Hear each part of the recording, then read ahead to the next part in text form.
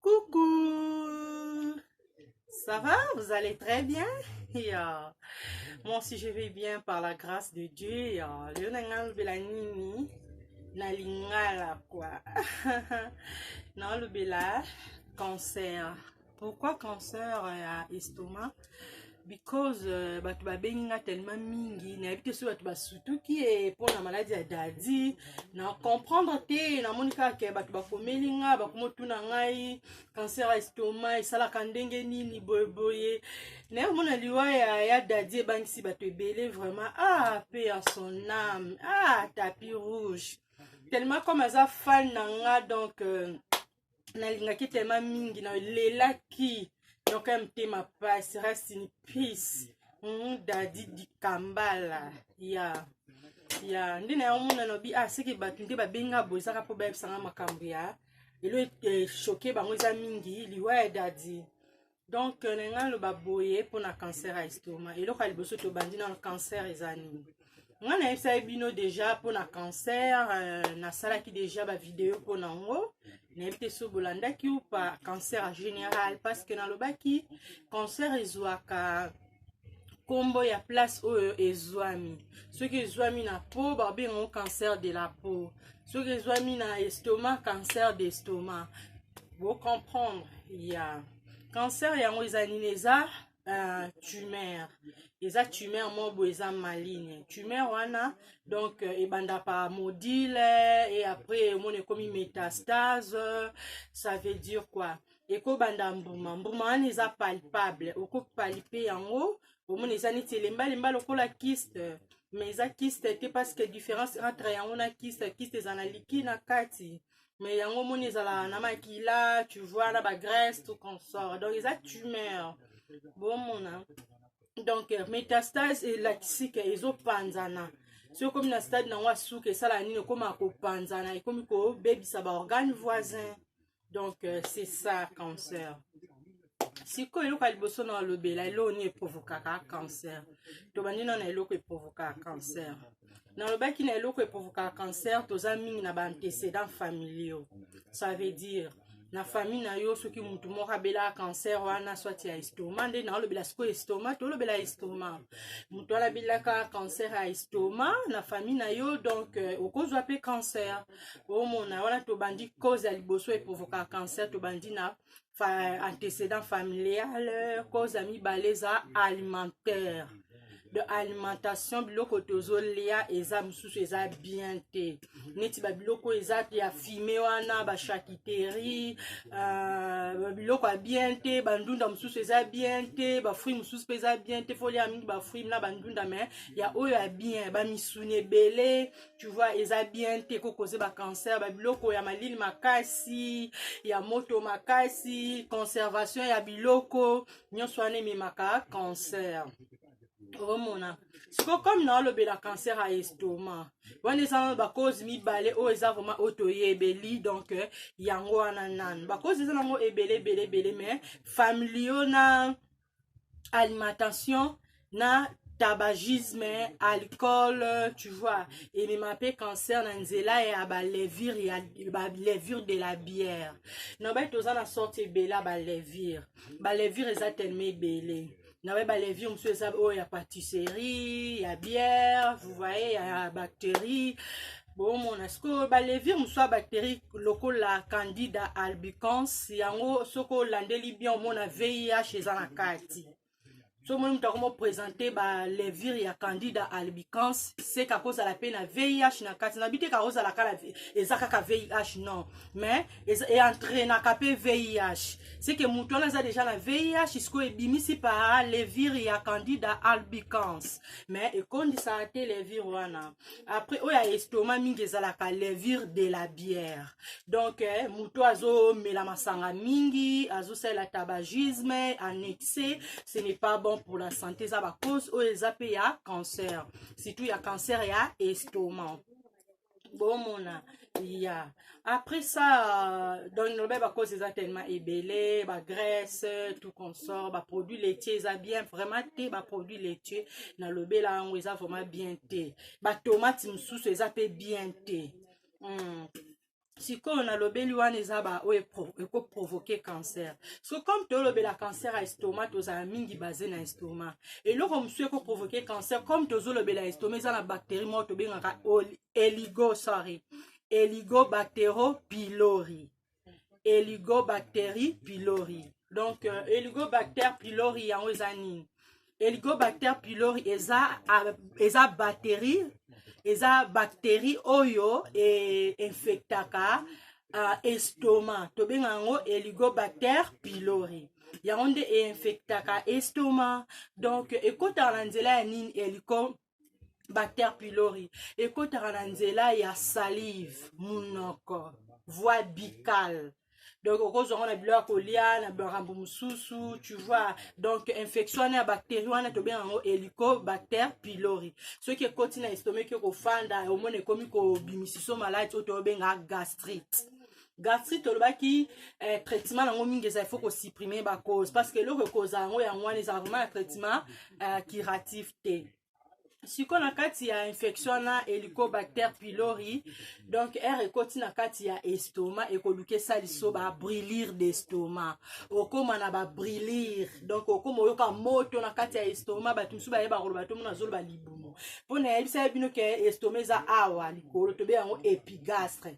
Tozana 9 régions na libumu na biso, mais tozana 3 parties. Toza la partie à likolo otobenga yango épigastre. Partie au place ombileza tobenga yango abdomen. Tu vois, partie ombilicale. Yango tobengaka. Na se tobenga yango hypogastre. C'est ça. Donc, siko na kati ya épigastre toza na estomac ezawana. Donc, rondo salo ba moto awa ezo mateke neti na sternum eza mikuwa oza pembeni ya mabele awa, c'est ça sternum keti na ba côte. Après mone ko baluka na kota mkongo otobenga mediastin. Mediastin ça veut dire ezo zwa brûlure wana ezo kende ti côté ya mkongo.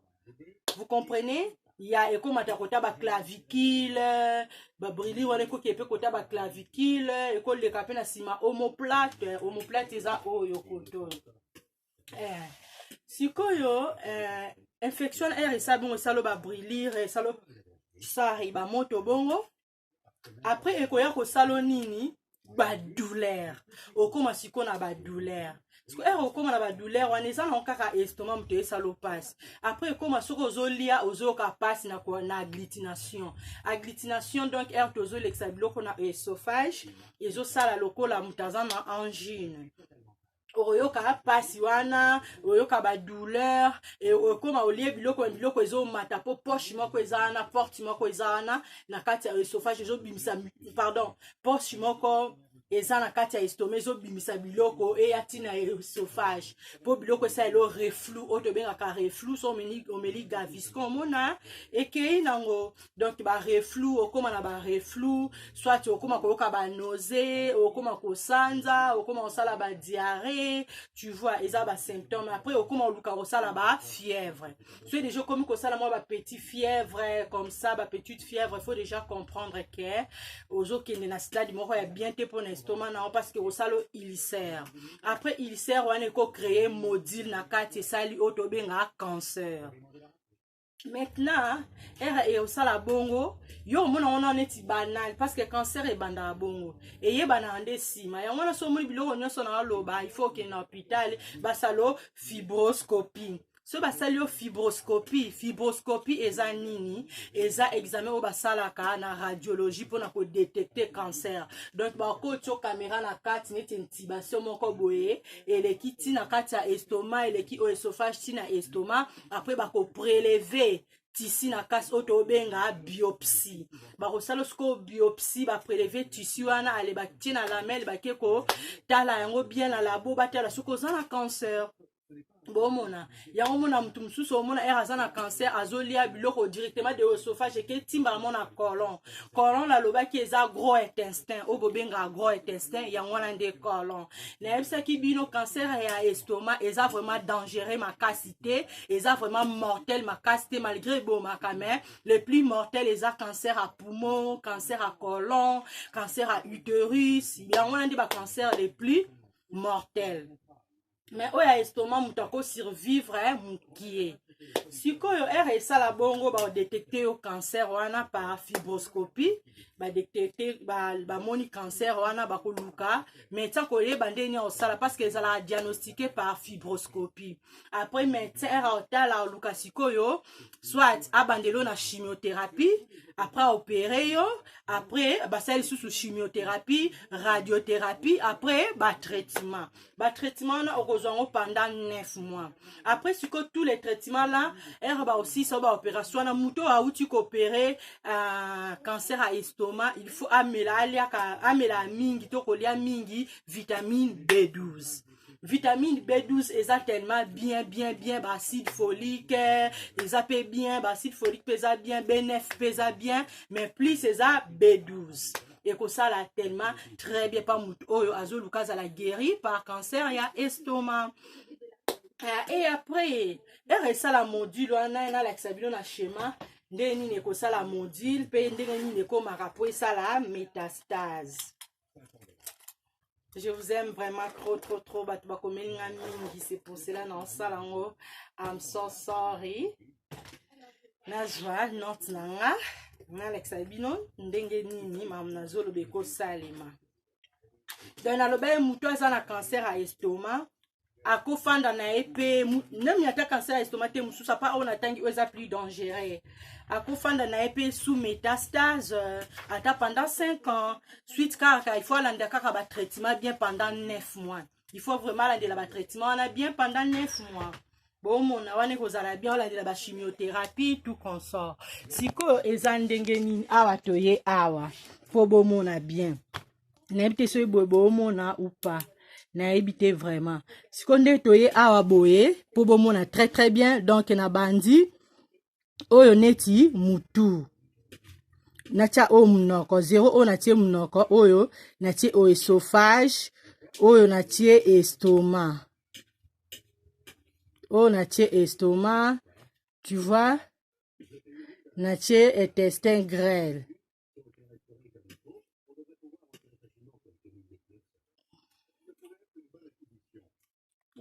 eza siko ndenge nini olie biloko wana nalakisa bino mpona digestion infection na colibacter pylori ekoti awa na munoko eye na oesophage eye na estomac ere ekoti na estomac ekomosala bamoto babrûlure moto ekomi komata omona olie biloko eye na estomac awa ezonikama bien te biloko mosusu ekomi kozonga yo awa porte moko siko eza awa oyo esalaka biloko ezonga mpo emata na oesophage oyo tobenga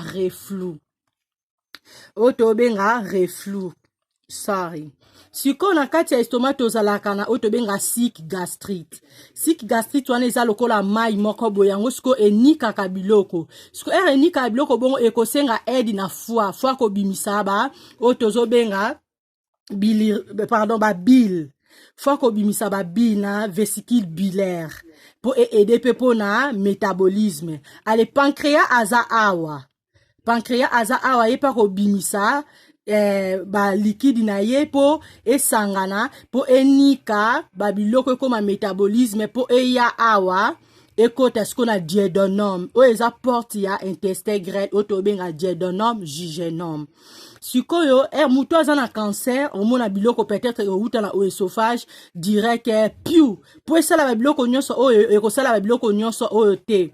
Vous voyez, et moko piu et l'équipe mamo ke ko dinda et ke tina ba colon tout consort. Ah, ils en est anis. Ah, eza anis na rebi vraiment ko dessiner vraiment bien te. O mona sikoyo na kati ya estomac o mona soit maladie akosala module ça veut dire mbruma. O tobenga soit bibon.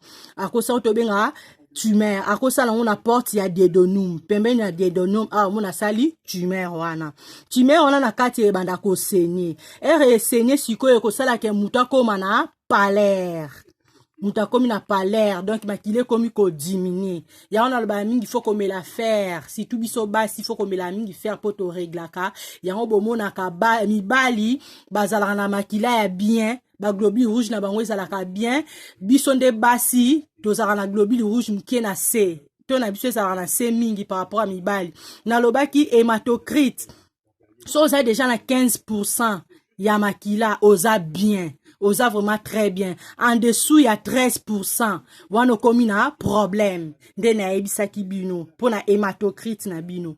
Siko okoma na palaire wana. Et ça déjà que bimi, c'est déjà signe à cancer. Toza déjà na palaire. Tozui signe msusu. Okoma a tozui brûlir. Ba brûlir wana ko sala. Tobengi brûlir. Après ba brûlir.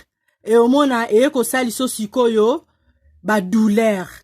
Et comme ko soa, ou comme ko yoka pasi na kati ya estomac na yo. Toza na douleur comme symptôme sous ya cancer à estomac. Douleur. Après douleur bibon oyo na zoba ona benga tumeur. Oyo zo sala pasi wana zo saigner na kati et ko créer le pe moi ba fièvre. Et ko sala pe ba fièvre. Après ko sala ba fièvre et ko luka mona esali so soit diarrhée soit constipation. Soit constipation. Nazo komaka bongo bongo, hein. Bon, mona. Et ça, soit diarrhée, soit constipation. Après, ba nino banda ko remonter, wana ba reflux, wana zo remonter, ko peso ba nausée. Oko koma na ba nausée, oko koma pe na vomissement, oko miko vomir. Comme ko vomir nyonso ce que ça ba symptôme ya cancer mais ba symptôme nango za la kaneti mutaza na problème ya gastrite, tu vois. Mais fièvre quand dem te ko interpeller moi mkie ke ozala problème fièvre lisusu omona siko muto amelara mingi masanga tabagisme mingi et ya ko créer ba graisse parce que nino ne za la graisse pe na kati na makila omona ba levure wana siko okendo sel examen mona ba kokango na ba levure de la bière so ba kanyo na ba levure de la bière.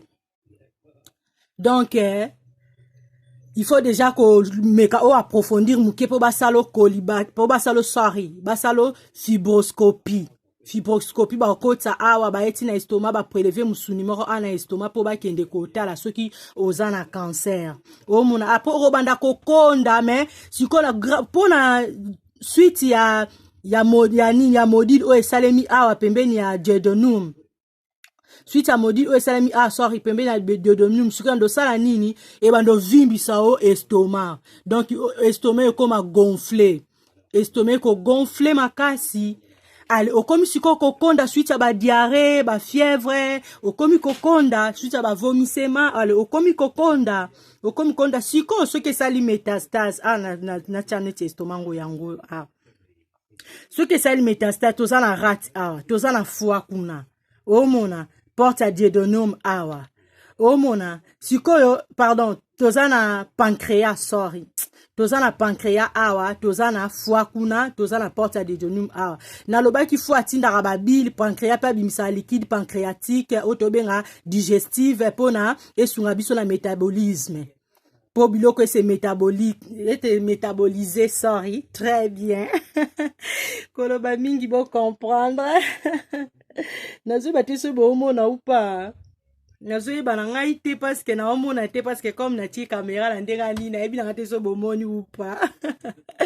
Sikoyo métabolisme o ezwami awa cancer ango awa. Sikoyo ndo sala nini comme estomac ndenge zana tobenga ango estomac za vascularisé. Ça veut dire ezana ba vaisseau eleka na estomac tozana ba vaisseau belé na cavité ya estomac. Ba vaisseau ezana yango sozo sala opération il faut okeba na ba vaisseau na parce que ça vraiment vascularisé na moindre erreur oko saigner ces maladies après opération mon maladie a kufi toza lisusu na otobenga ka veine mobo tobenga bo artère otobenga ka aorte yango eza artère oyo ememaka oxygène eza nerf oyo ememaka oxygène na makila. Vous voyez? Donc, il y a un ezalaka soki omoni ke na opération ekatani soit eza kotoboka ekosala ba hémorragie. Sala hémorragie wana ekobima maladie na décès. Peut-être ko osala pe kaya dadi parce que dadi opération ele kaki bien te. Opération dadi ele kaki bien te donc c'est ça. Et comme emele pe ekosala hémorragie parce que eza veine oyo ememaka makila oyo eza oxygéné na kati ya nzoto na biso tozala makila mosusu eza oxygéné te mosusu eza oxygéné ezopesa biso nguya ya kopema parce que ezokota à partir ya monoko pe zolo vous voyez ya donc veine wana oyo ememaka makila oyo eza oxygéné tobenga yango aorte aorte. Yango eza veine oyo ememama kila oyo eza oxygéné. Ce qui est katani aïe. Donc décès soit après l'opération soit pendant l'opération eza moko pe ya ba cause. Yango na bomona so bazo opérer mutu faut batia transfusion si nécessaire. Ba otia transfusion pour koto azo sala ba hémorragie wana koto makile zo kota. So moni mutu akufi c'est que transfusion ane zala ki insuffisant et koka ki pona yete. C'est ça, pendant l'opération, moko eza ba signe oyo et la kisarake maladie wana akufi pona problème na biso minganga par rapport à biso yango wana ezalaka ba cause yango mona kala ba maladie aboya ba opération yango mona ba kosala pe o tozo benga o batinde batunaka ke basala ba sorry mutu onde to ba ke mutaza empoisonné baleka ba na bosan tellement ba terme ça tellement ebele oh mona donc c'est ça donc après et ça la métastase donc ba vaisseau oyo maladie oyo eza a module oyo eza awa et comme ko tindika ba infection na ngona ba vaisseau mususu ekende ko tuta siko pancréas au mona tuta pancréas eleke ke na foi. Et comme kokende donc ezo sala métastase ele kalokola nyoka siko maintien ko sala ndenge ni so ke sali métastase pona baki mutu ko vivre n'est pas avec métastase maintien lo konia o sala bandi ko sala métastase po kende tungisa foi o azakuna yango siko module eza kotoyo médecin ko sala chimiothérapie atindiki kisi na kata module oyo e kondisi yango a bloquer ba vaisseau oyo po ele kakuna te kende ko bebisa foi to pancréas te. Oh mona yango na babengaka chimiothérapie pe akosala radiothérapie pona nini po injecter rayon X po ekende ko bebisa ba vaisseau ana po ekoma kuna te kende ko bebisa te après akosala chirurgie alongoli module oyo. Era longolango ce n'est pas dit que ndenga longoli yango bo esili non eza na misisa nango po misisa ko longolango te po to so bien yango maladie génétique donc ba cellule les os se mité yango moko ba cellule na lobela bino to lobela ba cellule donc ba cellule les os se mité ezo kende mbangu boye yata longoli module o mais ezo leka suba vaisseau ezo leka mbangu o mona siko ko sani ko peso traitement akopesa traitement pona nini pendant 9 mois pour esunga yo ozala bien yango faut komelaka vitamine B12 muto ozana kaya eloko aboy donc yango ndeloko na ngana expliquer na lobi pete ke ba médecin ya Congo baza mabeto Congo baebi ko traité te non na lobi bongo te mboka na mboka bazana limite na bango ndeni basalela na ebi ke na poto awa métier eza tellement très avancé mais eza pe na ba problème na poto ko pe sa pe kaka confiance nyonso na poto te parce que bako traité yo pe bien mais suite soit ya racisme to ya nini pe ba bomi pe yo donc c'est important pour la biso il faut ko sambela eza très important bozala na ba vie de prière eza vraiment bien kozala na ba vie de prière po na poto il faut kozala ka na vie de prière po batu msu ba monanga na poto na ozala na vie de prière pourquoi non il faut kozala na vie de prière ozobela nani akoyamba kuna na hôpital so oyambi mutu aza sataniste akosala mabe to aza raciste vous voyez. Mais la conférence na bango pe ba erreur ezalaka bilo mususu azomeka na mbwa pe mbwa akufi tozine ti ba pilili mususu mibale ki saka fertilité ba monango pa ba mbwa o mona ya to pas batu mususu ka pe ba meki bo pe muta kufi donc mais médecine a poto très avancé par rapport à Congo mais la lobby te ke ba bomi dadi non il faut te féliciter ba on quand même ba sale opération il faut te féliciter ba on la misala ba osela biso pe kuna na Congo donc parce que ndenge pe mboka na biso eza to matsango pe parce que tala kaka basala pe na makasi na bango po ba ye bata ko soigner to ça la ta bien. Bon mona ya parce que mutu nyonso tout est fois ya rapoto mbango pour azwa solution to azwa traitement bon on a donc SNTP ça et là quand on peut ça conseil na suka concernant ça parce que na lobeli ba symptômes na lobeli ozo provoquer on a lobeli pe traitement donc na suka conseil na peut ça bino bolia ka ba légumes o eza bien bolia biloko eza riche pe en fer à B12 en plus ndenge pe bozala bolia bilo maline makasi te bo conservable bien boke ba surtout alimentation boke ba alimentation problème génétique le col héréditaire surtout mutoza na mutu akufa déjà na cancer bongo il faut que ça la ke ba otala biloko ni ozolia ke ba na surpoids ke ba na obésité na ba graisse munene eza tellement bien tenga mo pe na sentir na e musclé donc il faut na diminuer quoi il y a chance que tu eza ba muscle eza ba graisse te il y a donc SNTP ça elo na ngala loba mutu aza na cancer au mona koma na ba palaire ba vomissement ba nausée ba diarrhée ba constipation ba fièvre ba douleur ba brûlure tout ça tu vois tout ça donc ça peut causer ça donc éviter alcool tabagisme et ça bien parce que ce qui degré à levure et les qui éco créer cancer donc SNTP ça je vous aime tellement beaucoup très bien bato basinga yango ya on ce qu'on a sali vidéo pour na bino ya bo gardango right now donc bo gardango right now et ça peut être que ceux qui ozo bati na nzoto no bien de kokufa te mutu na mutala ndenge na okufela donc eliwa bidadi e bangisa bisote mutu na mutala ndenge na okufela mutu na mutaza na vina ya mais te baka ko se prévenir na santé yango mutu nyonso fasala ke fort ai bata santé ndambu atoza munganga te atoza médecin te eza important oye ba santé mo ndambu po ekosunga yo ya eza ba connaissance o photo sala ba to lukaka po ezala mituna biso po toyeba ndenge nini akofandela biloko nini tozolia misuni bashakiteri babiloko wana tu bakofime bamasanga donc eza bien te après nsima nde na ya kolobela glande thyroïde na bai nasala ba émission lisusu vraiment te po naza na mamunanga mpe nazosala oyo eza mpe important mais soki nazwi ntan tokolobela siko glande thyroïde toyeba siko glande thyroïde eza nini rôle nango eza nini importance nango eza mpona nini donc SNTP ça bozala bino très bien je vous aime please bosala ba check up nzoto na bino bien bobanga eloko moko te bolia na bino bien mais bosala ke ba na biloko ona yosi bino bosupprimer ba cause wana nyonso eza bien te. Donc, il faut qu'on supprime ma cause de l'annonce. Ok. Plein de bonnes choses, de gros bisous. Bye bye. I have a God who never fails.